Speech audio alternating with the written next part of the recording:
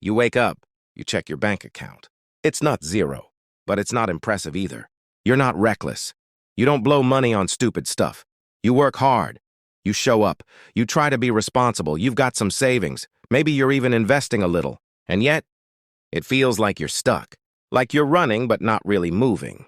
You see people online your age buying houses, starting businesses, talking about financial freedom. Someone just posted about paying off $100,000 in debt in 2 years. Another person is flexing their investment returns. And you're sitting there thinking, I'm doing everything right. So why doesn't it feel like I'm winning? Here's the thing. Most people don't actually know what financial progress looks like in the middle stage. It's not dramatic. It's not flashy. It's not Instagram-worthy. It's slow, quiet, almost boring. And that's exactly why it feels like nothing is happening. Now, you might be thinking, if I were really doing well, I'd feel it. But that's not how money works. Money compounds silently. Debt shrinks slowly. Security builds invisibly. And if you've been working, saving, thinking strategically, even if it doesn't feel impressive, there's a very real chance you're further ahead than you realize. Let's break this down logically. My name is David, and I spend way too much time thinking about money. If you're someone who feels stuck financially, make sure to hit the subscribe button and give this video a thumbs up if this helps you out. Now look, this isn't going to be one of those videos where I just tell you to work harder or manifest abundance. That's not helpful. And it's definitely not what you need if you already feel like you're doing everything right and still not seeing massive results. Here's what we're going to do instead. We're going to zoom out. We're going to look at actual data. We're going to break down real math.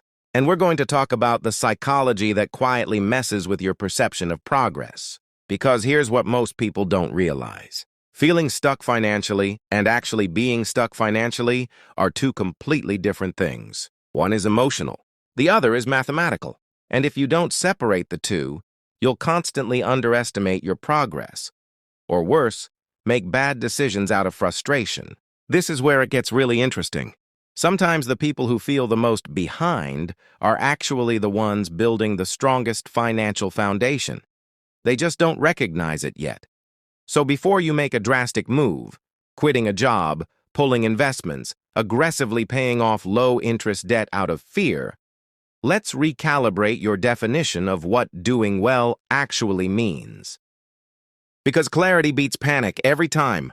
Let's talk about the advice you hear all the time. Just invest consistently. Pay off all your debt immediately. Buy property as soon as possible. You need multiple income streams. Look, none of this is wrong, but it's incomplete. And incomplete advice is dangerous because it makes you feel like you're failing if you're not executing perfectly on all of it. Here's the thing. Financial progress isn't a checklist. It's not like you unlock achievements in order and suddenly reach level rich. Life is messy. Income fluctuates. Priorities change. Risk tolerance differs from person to person. Now you might be thinking, but shouldn't I be optimizing everything? Sure, in theory. But optimization without context leads to stress, not wealth. For example, someone screaming, invest everything, might ignore the fact that you're carrying high-interest debt. Someone yelling, pay off all debt first, might ignore that your 3% student loan is cheaper than inflation. Advice becomes harmful when it's treated as universal truth instead of conditional strategy. Here's what most people don't realize. Most financial advice is designed for extremes. People drowning in debt or people already wealthy. But most of you watching, you're in the middle. You're stable but not rich. You're responsible but not financially free. And the middle phase is where progress feels the slowest, even when it's happening. That's why we need to define what ahead actually looks like, based on data and math, not slogans. All right, let's recalibrate this with reality, because perception without data is dangerous. According to the Federal Reserve Survey of Consumer Finances, the median retirement savings for Americans under 35 is roughly around $18,000 to $20,000. Median, not average. That means half of people under 35 have less than that. Now pause for a second. If you're 28, 30, even 32, and you've got $25,000 invested, you're not behind. Statistically, you're ahead of the median. Here's another number. Data from the Federal Reserve on Economic Well-Being shows that roughly 37% of Americans would struggle to cover a $400 emergency expense without borrowing or selling something. $400. That's a car repair, a medical copay, a broken appliance. If you can handle that without panic, you're already in a stronger position than over a third of the country. Now layer in income pressure. The Bureau of Labor Statistics has shown that while wages have grown over time, they haven't consistently outpaced inflation in ways that feel dramatic for most households. Which explains something important. Even when people earn more, it doesn't feel like progress. So if you're paying your bills on time, contributing to savings, and not relying on high-interest debt to survive, look, you may not feel wealthy, but mathematically, you're more stable than you think. And stability is the foundation of everything that comes next. All right, let's take this out of theory and into math. Because money doesn't care about feelings, it responds to numbers. Let's say you have $8,000 in credit card debt at 22% interest. That means you're paying about $1,760 per year just in interest if you carry that balance. Now you might be thinking, but what if I invest instead and earn 8% in the market? Here's the thing. An 8% return on $8,000 is $640 per year, but your debt is costing you $1,760. That's a negative spread of $1,120 annually. You're not investing, you're losing, just in a quieter way. This is where it gets really interesting. Compare that to a 4% student loan. 4% on $8,000 is $320 per year. Now, if you invest that same $8,000 at an average 8% return, you earn about $640. That's a positive spread of $320. Over 20 years, compounding at 8%, that $8,000 grows to roughly $37,000. That's not a small difference. That's strategic leverage. Look, this isn't about being anti-debt or pro-investing blindly. It's about understanding opportunity cost. If you're even running these comparisons in your head, weighing interest rates against expected returns, you've already moved beyond financial survival. You're thinking like an allocator, and allocators build wealth, not because they're flashy, but because they understand the math, and they let it work quietly over time. Now let's zoom out from the numbers for a second, because one of the biggest signs you're doing better than you think isn't even about the dollar amount. It's about the type of problems you're solving. If you're debating things like, should I invest more? Should I accelerate this loan? Is my savings rate high enough? That tells me something important. You're not in survival mode anymore. People in survival mode aren't optimizing spreads or thinking about asset allocation. They're trying to avoid overdraft fees. They're juggling minimum payments. They're reacting. You're planning. And that shift from reactive to strategic is massive. Now let's talk about the emergency fund. Let's say your monthly expenses are $2,500. 3 months of expenses is $7,500. If you have that sitting in cash, that might not feel impressive. It's not making headlines. It's not compounding at 12%. But here's what most people don't realize. That money isn't there to grow. It's there to protect. Without it, one unexpected expense forces you into bad decisions.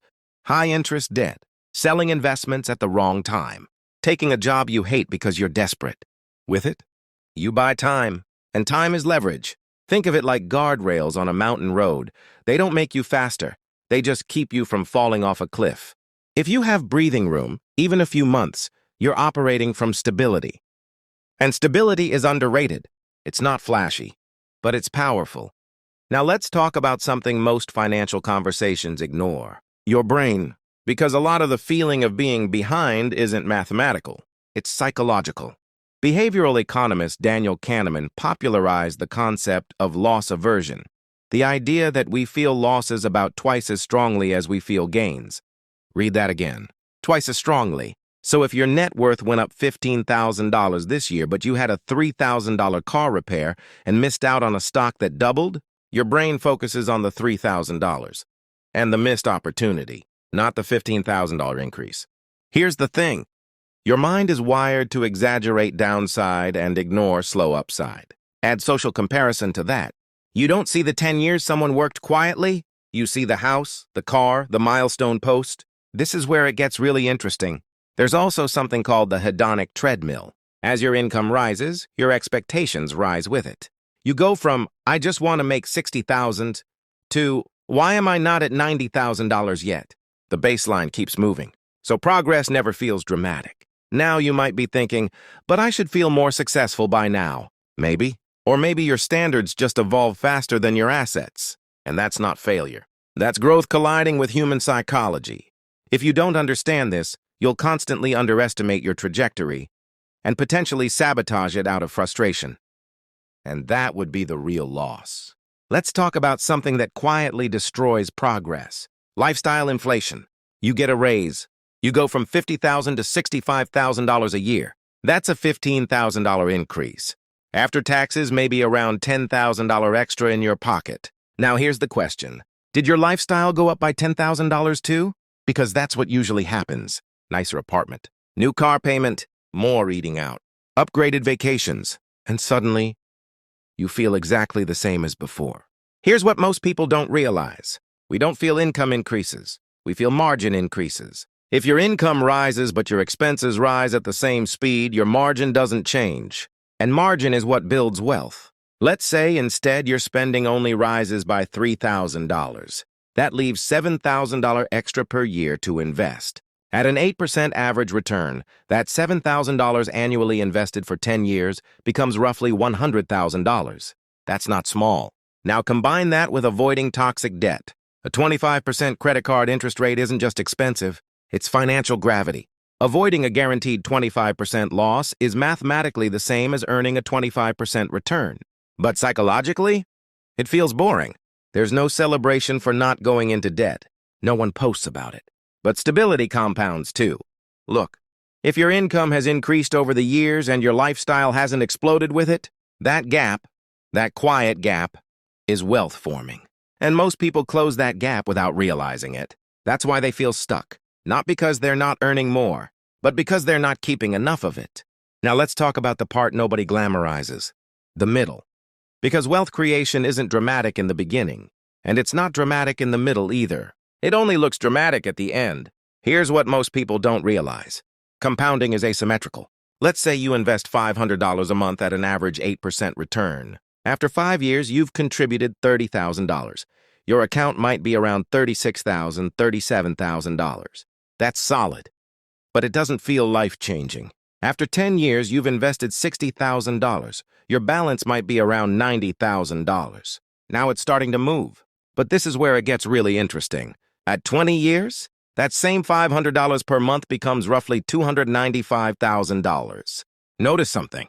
The first decade feels slow because most of the growth comes from your contributions. The second decade feels faster because growth starts coming from the money itself. Wealth shifts from effort-driven to asset-driven. That's the invisible transition most people quit before reaching.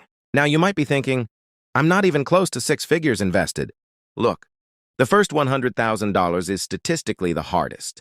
Not because of magic, but because momentum hasn't built yet. In the early phase, every dollar matters, every decision matters, every percentage matters. In the later phase, compounding does more of the heavy lifting. Wealth is boring in the middle. No headlines, no fireworks, just consistency. And if you're still showing up financially, saving, investing, reducing bad debt, you're in the exact phase where progress feels slow, right before it accelerates. All right, let's land this in something practical, because awareness without action doesn't change anything. First, calculate your net worth change over the last 3 years. Not 1 year, 3. 1 year can be noisy. Markets fluctuate, expenses spike, life happens. But 3 years? That shows trend. If your net worth went from negative $15,000 to positive $10,000, that's a $25,000 swing. That's not stagnation. That's structural improvement. Second, audit your interest rates. Anything above 8–10%, attack it aggressively. Anything below 5%, run the math before rushing to eliminate it. Make decisions based on spread, not stress. Third, increase your savings rate by just 1 to 2%. That's it. If you're saving 15%, move to 17%. Small adjustments feel insignificant today, but over 10 years, they create massive divergence. Finally, track what I call freedom metrics. Months of expenses saved, debt-to-income ratio, percentage of income invested. These measure stability, not ego. Look, wealth isn't an event, it's a direction. If your net worth is trending up, your toxic debt is trending down, and your savings rate is steady or improving, you are winning. It may not feel cinematic, but it's real. 5 years from now, you'll either thank yourself for staying consistent Or regret quitting right before compounding showed up? Stay boring, stay disciplined. Because this is where it gets really interesting. And most people give up, right, her?